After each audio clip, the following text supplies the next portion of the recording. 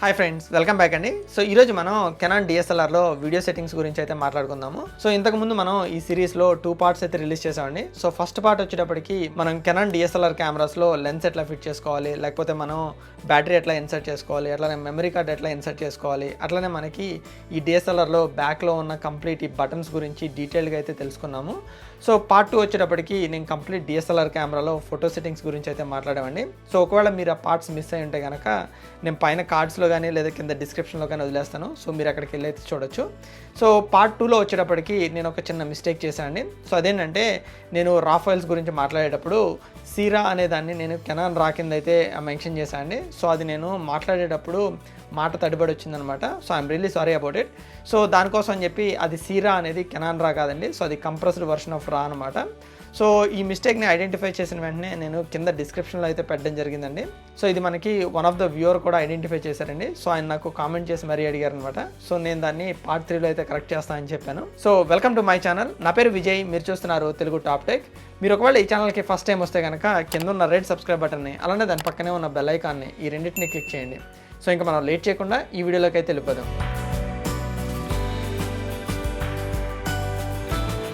Hi అండి. So ఈరోజు మనం ఈ సెషన్లో వచ్చేటప్పటికి ఈ కెనాన్ కెమెరాస్లో వీడియో సెట్టింగ్స్ గురించి అయితే మాట్లాడుకుందాము.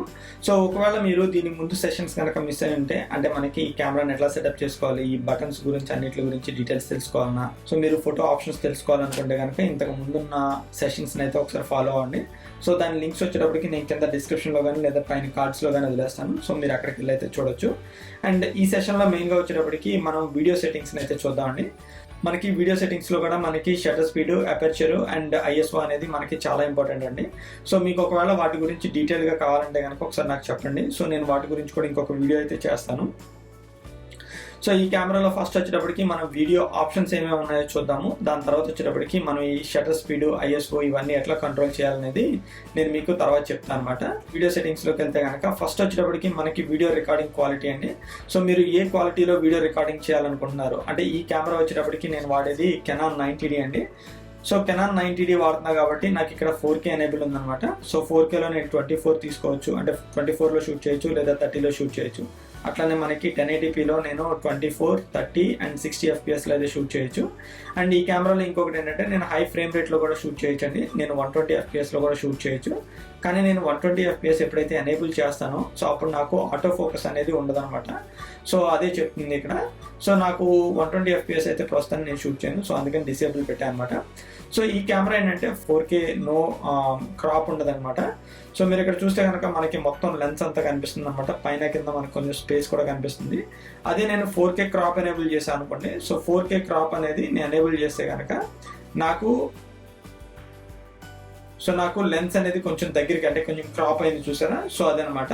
సో ఒకానొక టైంలో మనకి 4K క్రాప్ అనేది చాలా ఉపయోగపడుతుంది. ఒకానొక టైంలో మనకి 4K క్రాప్ అనేది ఉపయోగపడదు. ఎందుకంటే మీకేంటంటే ఒకానొక సిచ్యువేషన్లో మీరు ఇప్పుడు జూమ్ చేయాలనుకున్నప్పుడు ఈ 4K క్రాప్ అనేది చాలా హెల్ప్ చేస్తుంది అనమాట. సో అట్లాగే మనకి సౌండ్ మాన్యువల్ రికార్డింగ్ ఉందన్నమాట. సో మీరు ఒకవేళ సౌండ్ అంటే మామూలుగా అయితే మనకి ఇది ఆటోమేటిక్ మోడ్లో ఉంటుందండి. సో ఆటో మోడ్లో ఉంటే కనుక మన కరెంట్ కెమెరా వచ్చేటప్పటికి మన సౌండ్ అయితే రికార్డ్ చేస్తుంది. సో నేను ఇందాక ఫస్ట్ సెషన్లో చెప్పా కదండి. సో ఇక్కడ మనకి ఇన్బిల్ట్ మైక్రోఫోన్స్ ఉన్నాయని. సో ఆ మైక్రోఫోన్స్ యూస్ చేసి మన వాయిస్ని అయితే రికార్డ్ చేస్తుంది. ఒకవేళ మీరు మాన్యువల్ సెలెక్ట్ చేసుకుంటే కనుక మనం ఈ పోర్ట్స్లో ఉన్న ఈ పోర్ట్స్ని యూజ్ చేసి మీరు ఏదైనా లావ్లియర్ మైక్రోఫోన్ కానీ ఏదైనా ఎక్స్టర్నల్ మైక్రోఫోన్ దీన్ని కనెక్ట్ చేసి మీరైతే రికార్డ్ చేయొచ్చు అనమాట. సో మోస్ట్లీ మీరు ఒకవేళ యూట్యూబ్ కోసం కానీ లేకపోతే మీరు ఏదైనా షార్ట్ ఫిల్మ్ కానీ తీస్తున్నప్పుడు చాలామంది ఏం చేస్తారంటే ఈ మాన్యువల్ మోడ్ యూజ్ చేసి రికార్డ్ చేస్తూ ఉంటారు. లేదా మీరు పోస్ట్ ప్రొడక్షన్ అనేది ఫిక్స్ చేసుకోవచ్చు అనమాట. సో ఈ ఆడియో రికార్డింగ్ లెవెల్స్ వచ్చేటప్పటికి మీ ఆడియో ఎన్ని డెసిబెల్స్ పెంచుకోవాలి అనేది మీరు పెంచుకోవచ్చు, తగ్గించుకోవచ్చు అనమాట. సో మీకు డిపెండ్స్, అంటే మీ సిచ్యువేషన్ బేస్ చేసుకుని మీరైతే సెటప్ చేసుకోవచ్చు. సో తర్వాత మనకి విండ్ ఫిల్టర్స్ యాడ్ చేయనా లేదా ఇవన్నీ అడుగుతుంది అనమాట. ఒకవేళ మీరు ఇంటర్నల్ మైక్రోఫోన్స్తో కనుక రికార్డ్ చేస్తే మీరు విండ్ ఫిల్టర్ని యాడ్ చేస్తే కనుక కొంచెం విండ్ని నాయిస్ని, అంటే విండ్ నాయిస్ని రిడ్యూస్ చేసే ఛాన్స్ అయితే ఉంటుందండి. అండ్ తర్వాత వచ్చేటప్పటికి మనకి మూవీ డిజిటల్ ఐఎస్ అనమాట. మీరు డిజిటల్ ఇమేజ్ స్టేబిలైజేషన్ అండి. సో మీరు కావాలంటే కనుక దీనికి ఎనేబుల్ చేసుకోవచ్చు లేదా డిసేబుల్ చేసుకోవచ్చు. దీనివల్ల అయితే నేను ఎప్పుడు పెద్ద డిఫరెన్స్ అయితే చూడలేదండి. సో తర్వాత వచ్చేటప్పటికి లెన్స్ అబ్స్ట్రాక్ట్ కరెక్షన్ అనమాట. సో ప్రతి మచ్ ఏంటంటే ఇప్పుడు మీరు ఏ లెన్స్ అయితే పెట్టారో సో దాన్ని బేస్ చేసుకుని మనకి ఇక్కడ ఆప్షన్స్ అయితే చేంజ్ అవుతూ ఉంటాయండి.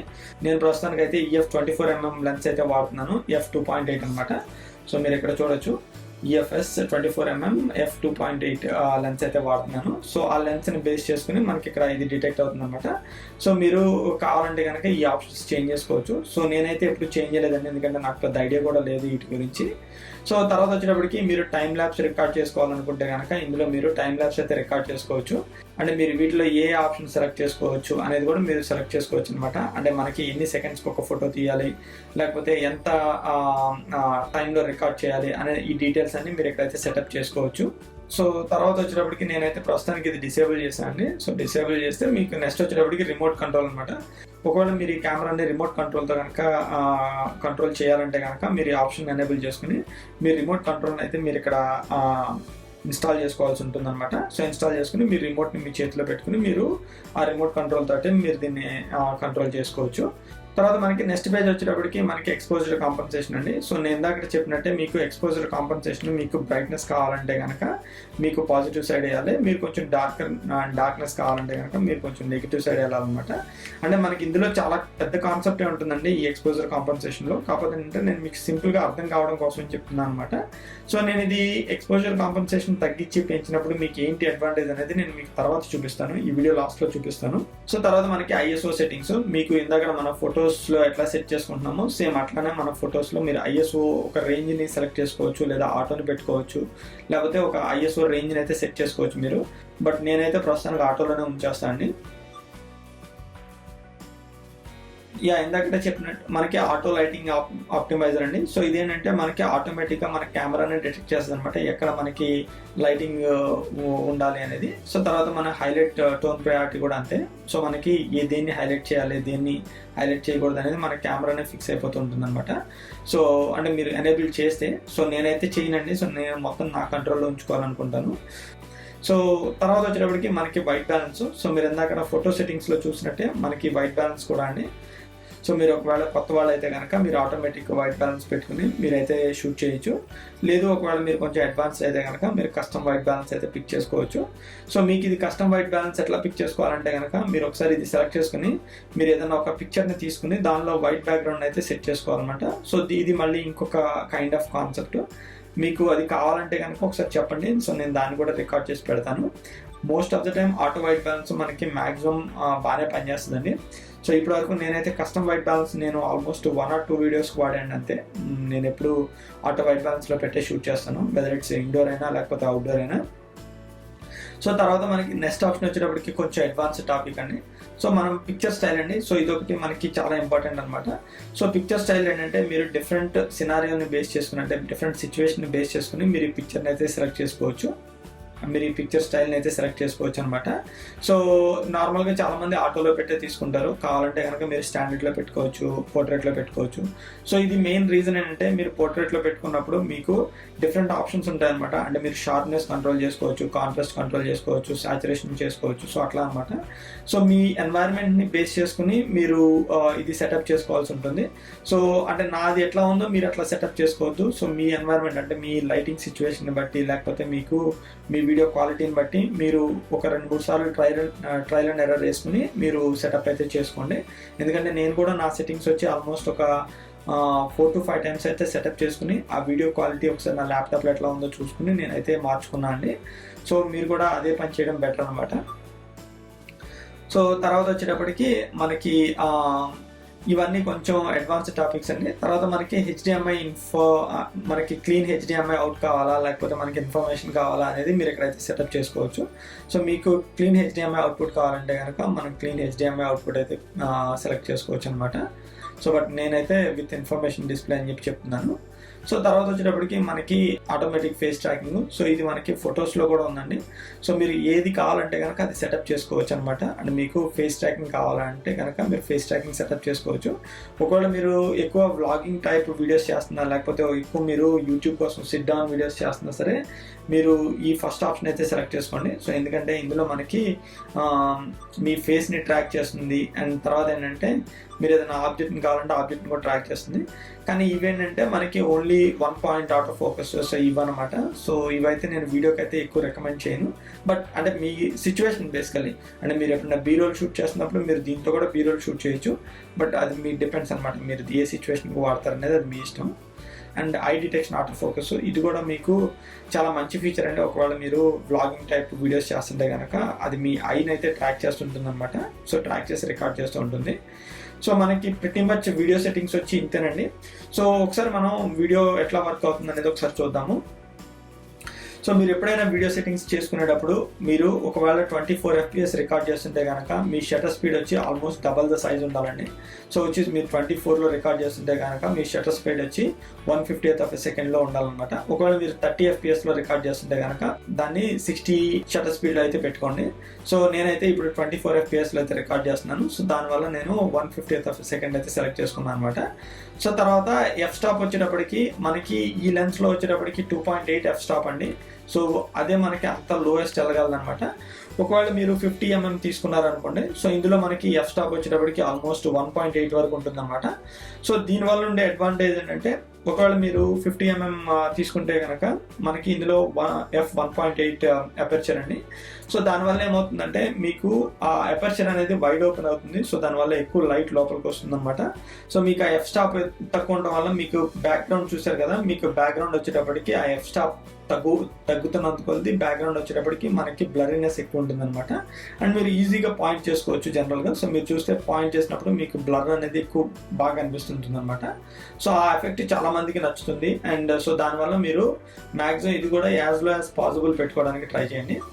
సో ఇప్పుడు మనకి ఐఎస్ఓ సెట్ చేసుకున్నారనుకోండి. సో ఐఎస్ఓ ప్రస్తుతానికి వచ్చేటప్పటికి ఆటోలో ఉందండి. ఒకవేళ నేను దాన్ని 100 పెట్టాను అనుకోండి, సో మీరు చూస్తే కనుక నాది లైట్ అనేది బాగా డార్క్ అయిపోయింది. సో నేను ఐఎస్ఓ బంప్ చేసే కొద్దీ నాకు ఆ లైట్ అనేది ఇంక్రీజ్ అవుతూ ఉంటుంది అనమాట. సో కాకపోతే ఒక ప్రాబ్లం ఏంటంటే ఐఎస్ఓ డిక్రీజ్ చేసి ఐఎస్ఓ ఇంక్రీజ్ చేయడంలో ఒక చిన్న ప్రాబ్లం ఏంటంటే మీరు ఐఎస్ఓని బంప్ చేసే కొద్దీ మీకు లైటింగ్ అయితే వస్తుంది, కాకపోతే వీడియో క్లారిటీ అనేది పోతుంది అనమాట. సో మీరు ఎప్పుడైతే కంప్యూటర్లో పెట్టినప్పుడు మీకు ఇది వీడియో అనేది అంత క్లారిటీగా ఉండదు. సో మీకు అక్కడ కాంప్రమైజ్ అవ్వాల్సి వస్తుంది. అందుకే మ్యాక్సిమం మీరు ఐఎస్ఓ వచ్చి యాజ్ లో యాజ్ పాసిబుల్ పెట్టుకోవడానికి ట్రై చేయండి. సో మ్యాక్సిమం ఏంటంటే ఎప్పుడు 800 మించి అయితే పోవద్దు మీరు ఐఎస్ఓలో. సో నేనైతే ఇది సెట్ చేసుకున్నాను. అట్లనే మనకి ఏంటంటే ఇప్పుడు ఎఫ్ స్టాప్ కూడా అంతే అండి. సో ఎఫ్ స్టాప్ మీరు ఎక్కువ పెట్టుకున్నారనుకోండి, సో మీకు ఏమవుతుందంటే డార్క్ సిచ్యువేషన్లోకి వెళ్ళిపోతుంది అనమాట ఇమేజ్ అనేది. మీకు ఎఫ్ స్టాప్ తగ్గించే కొద్ది మీకు ఏమవుతుందంటే ఎక్కువ లైట్ లోపలికి పాస్ అవుతుంది కాబట్టి మీకు ఇమేజ్ అనేది కొంచెం బ్రైట్గా కనిపిస్తుంది అనమాట. ఒక మీ వీడియో ఇప్పుడు 4Kలో రికార్డ్ చేస్తుందా, లేదా మాన్యువల్ మోడ్లో రికార్డ్ చేస్తుందా, ఆటో ఫోకస్ ఎనేబుల్ అయిందా, లేకపోతే ఎందులో రికార్డ్ అయింది, ఎట్లా ఉంది తెలుసుకోవాలనుకుంటే కనుక క్విక్ క్యూ అని ఇక్కడ ఒక బటన్ ఉందండి. సో ఆ క్విక్ బటన్ అయితే ప్రెస్ చేస్తే మీకు అన్ని ఆప్షన్స్ ఇక్కడ వస్తాయండి.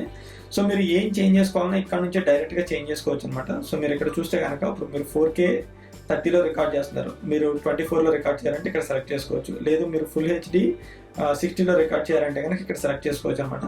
సెలెక్ట్ చేసుకుంటే మీకు దానిలో మీకు రికార్డ్ చేస్తుంది అనమాట. సో మీకు క్విక్ బటన్ అనేది ఇక్కడ ఉంది, సాఫ్ట్ బటన్ అది. సో ఇక్కడ ఒక ఫిజికల్ బటన్ ఉందన్నమాట.